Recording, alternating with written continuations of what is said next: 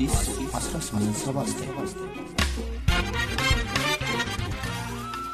ይህ የአዲስ 1879 የታሪክ ማስታወሻ ነው። በ1983 ዓመተ ምህረት ወርሃ ግንቦት በዓለም ታሪክ ውስጥ እስካሁን ድረስ ተወዳዳሪ ያልተገኘለት ቤተ እስራኤላውያንን የማጓጓዝ ኦፕሬሽን ተካሂዷል። ይህ ቤተ እስራኤላውያንን የማጓጓዝ ኦፕሬሽን የተካሄደው ከኢትዮጵያ ወደ እስራኤል ነው።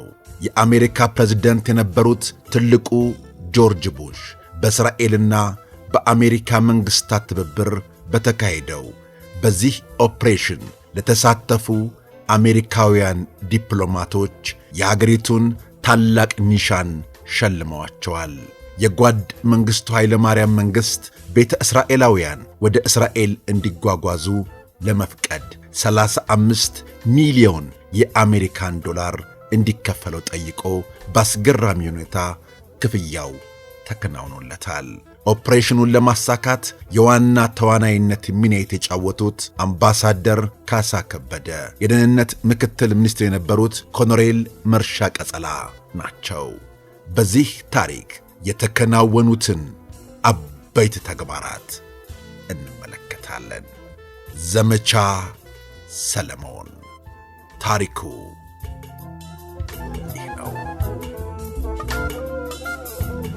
በክፍል 2 ዝግጅታችን ጮማነሽ ከታሰረችበት የገጠር ከተማ ወደ ጎንደር ወህኒ ቤት ከጓደኞቿ ጋር መጣች። እዚያም በርካታ ስቃዮችን አሳለፈች። ለወራት በእስር ላይ ቆየች። ተገረፈች። እግሮቿም ማንከስ ጀመሩ። ሁሉን አሳልፋ ግን በእስራኤል የሚገኙ ቤተ እስራኤላውያን ባደረጉት ተቃውሞ የተነሳ እነ ጮማነሽና ጓደኞቿ ሊፈቱ በቁ። ወደ ትውልድ መንደራቸውም አመሩ ብለን ነበር ታሪኩን ያቆምነው። እነሆ በክፍል 3 ዝግጅታችን ደግሞ ታሪኩን ይዘን መጥተናል። አብራችሁን ቆዩ። 88ቱ ኢትዮጵያን አይሁዶች ከእስር እንዲፈቱ በሀገረ እስራኤል በተደረገው ትዕይንተ ሕዝብ ከተሳተፉ ቤተ እስራኤላውያን ውስጥ አንዱ ዳንኤል ይባላል።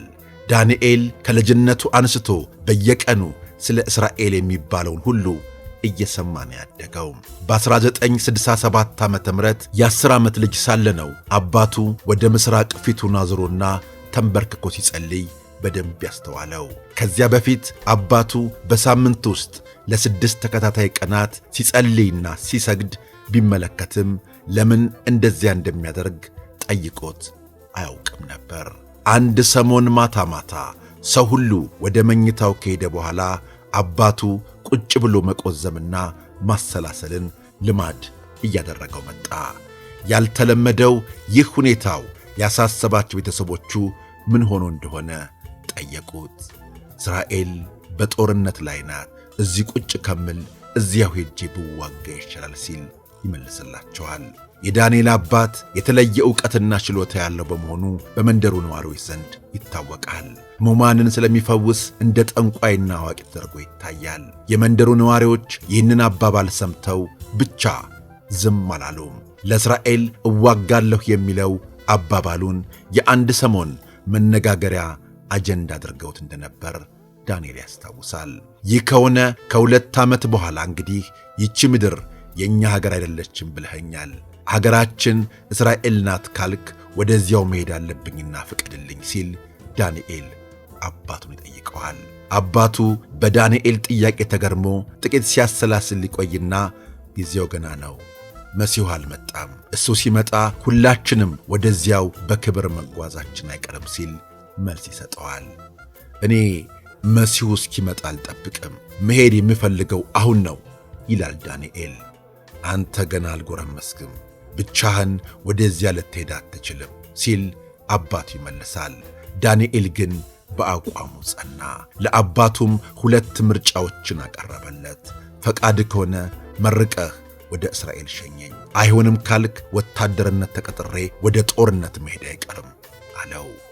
እንግዲህ ምን ማድረግ እንዳለብህ የምታውቀው አንተ ነህ። ስለዚህ ጉዳይ የሰማኸው በሬዲዮ ነው አይደል? እንዴት ነው መሄድ የምትችለው ሲል ጠየቀው። ዳንኤል ለአባቱ ጥያቄ ተገቢ ምላሽ ከሰጠ በኋላ ውሳኔው እንዲተገብር ዝግጅቱን አጠናቀቀ። የተወለደበትንና ያደገበትን መንደር፣ ወላጆቹን፣ እህቶቹን፣ ወንድሞቹንና ወገኖቹን ትቶ ለቀናት ከተጓዘ በኋላ ጎንደር ከተማ ገባ። ጎንደር ጥቂት ቀናት ቆይቶ በአውቶቡስ ተሳፍሮ ወደ አዲስ አበባ መራ። አዲስ አበባ እንደገባ ወደ እስራኤል ለመጓዝ በሚያስችለው ተግባር ላይ ተጠምዶ ሰነበተ። ይሁንና በዚያ ወቅት ቴልአቪቭ በኢትዮጵያ ያሉ ፈላሻዎች የእስራኤል ዝርያ ስለመሆናቸው ገና ዕውቅና አልሰጠችም ነበር። በዚህ የተነሳ ጥያቄው ተቀባይነት አጣ። ወደ እስራኤል የመሄድ ውጥኑን የነገራቸው ሌሎች ሰዎች ግን ወደ ምጽዋ ወይም ወደ አሰብ ሂዶ በአሳ አጥማጅነት ሥራ ላይ የተሰማሩ ፈላሻዎችን ቢያገኝ በቀላሉ ወደ ኤልያት ወደብ እንደሚያጓጉዙት ነገሩት። በዚህ ጥቆማ መሠረት በአውቶቡስ 2 ቀናት ተጉዞ አስመራ ገባ። እዚያም ወደ እስራኤል የሚያደርገውን የጉዞ ዕድል ለማግኘት ለ4 ወራት ሲጠብቅ ከረመ። በመጨረሻም ጉዞው ስላልተሳካለት ወደ ትውልድ መንደሩ ለመመለስ ተገደደ። ወደ ትውልድ መንደሩ የተመለሰውና ጥረቱ ያልተሳካለት ዳንኤል ከአባቱ ሽንቆጣ አላመለጠም። እኛ ለ5000 ዘመን ስንጠብቅ የኖርነውን አንተ በአንድ ዓመት ውስጥ ልታሳካው መሞከርህ ምን ያህል ስተት እንደሆነ እወቅ አለው አባቱ። ከ6 ዓመት በኋላ ዕድሜው 18 ዓመት የሞላው ዳንኤል አዲስ አበባን ሁለተኛ ጊዜ ጎበኛት። ያን ጊዜ አባቱ በቅርብ የሚያውቁት ማሪዮ የተባለ ጣሊያናዊ ነጋዴ ዳንኤልን ወደ እስራኤል እንዲወስድላቸው አነጋግረውት ነበር። በዚህ መሠረት ማሪዮ ዳንኤልን አዲስ አበባ ወደሚገኘው እስራኤል ኤምባሲ ይዞት ሄዶ ከአምባሳደሩ ጋር አገናኘው። ይህ ብቻም አይደለም።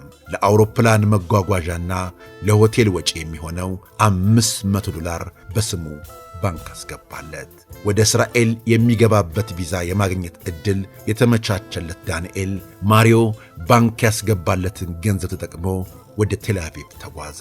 ዳንኤል ጣሊያናዊው ነጋዴ ባንክ ያስገባለትን $500 የመለሰው እስራኤል ገብቶ 19ኛ ዓመቱን ባከበረበት ወቅት ነበር።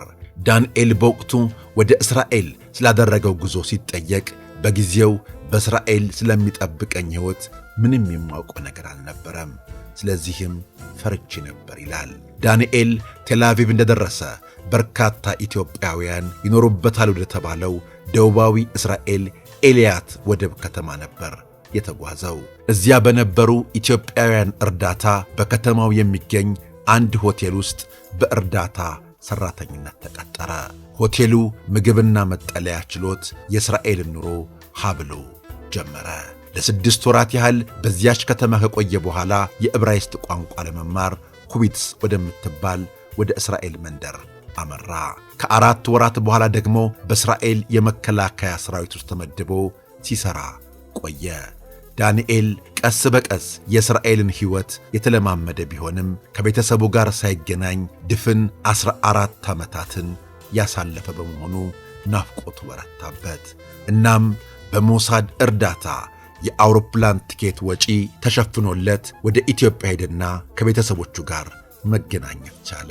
ዳንኤል ወደ አዲስ አበባ የተጓዘው ሰሜን ጎንደር የሚኖሩት ወላጆቹንና 3 ወንድሞቹን ይዞ ወደ እስራኤል ለመመለስ ነበር። ቤተሰቦቹም በጣና ሐይቅ ላይ በታንኳ ተጉዞ ነበር ለ14 ዓመት የተለያያቸውን ዳንኤልን ያገኙት። ይሁን እንጂ ዳንኤል እንዳሰበው ሁሉንም ቤተሰቦቹን ይዞ ወደ እስራኤል መመለስ አልቻለም። አንድ ወንድሙን ይዞ ብቻ ነበር ወደ ቴልአቪቭ የተመለሰው። ወላጆቹና ቀሪዎቹ ቤተሰቦቹ የኢትዮጵያ መንግሥት ቤተ እስራኤላውያን ወደ ተስፋይቱ ምድር እንዲጓዙ እስኪፈቅድ ድረስ አዲስ አበባ መኖር ግድ ሆነባቸው። ታላቁ ኦፕሬሽን ሰለሞን ወይም ዘመቻ ሰለሞን የተሰኘው እንቅስቃሴ ተግባራዊ እንዲሆን ዋሽንግተን፣ ሞስኮ፣ ቴልአቪቭና ካርቱም አዲስ አበባ ውስጥ አንዳች ነገር መጀመራቸውን ጮማነሽና ዳንኤል ያውቁ ነበር። በዚህ የተነሳ ጊዜው ደርሶ የሚናፍቋትን አገር ለመርገጥ እንቅልፍ አጥተው ማደር ዕለታዊ ተግባራቸው ሆነ። ከዚያስ በኋላ ምን ሆነ የሚለውን በቀጣይ ክፍል ታሪኩን ይዘን እንመጣለን። ቤተሰቦቻችን ስለ አብሮነታችሁ፣ ስለ ወዳጅነታችሁ ከልብ እናመሰግናለን። በቀጣይ እንዲሁ እንዳማረብን ተመልሰን እንመጣለን። እናመሰግናለን። አዲስ 1879